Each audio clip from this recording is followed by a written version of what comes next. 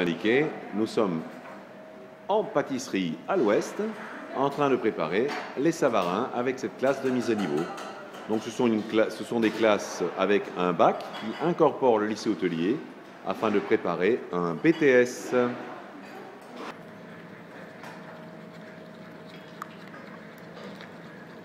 Les œufs, le lait tiède, la levure, le sel et la farine.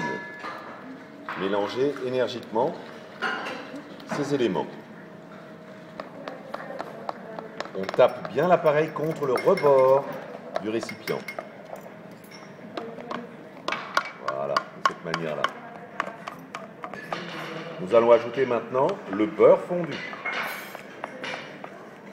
De la même manière, nous allons incorporer cette préparation.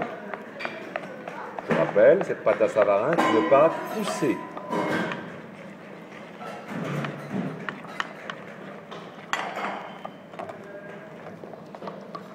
Dès la fin de l'incorporation du beurre, nous allons corner ce récipient avec la maryse et ensuite mettre cet appareil très souple dans une poche afin de le dresser dans des moules à savarin qui ont été au préalable bien beurrés.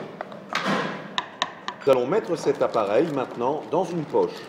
Donc comme fait Victoria, vous positionnez la poche sur la main, vous ouvrez la poche et nous allons faire couler à l'intérieur notre appareil. Comme indiqué, c'est un appareil relativement liquide.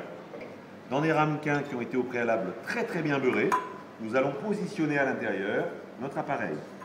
On va prendre à la main, ne plus y mettre les doigts et faire un tour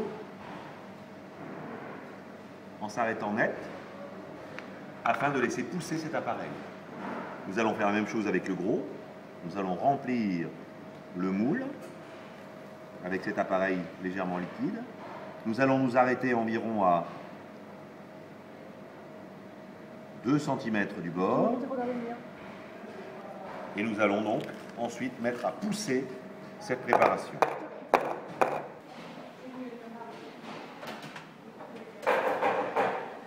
Ceci afin de faire pousser la pâte.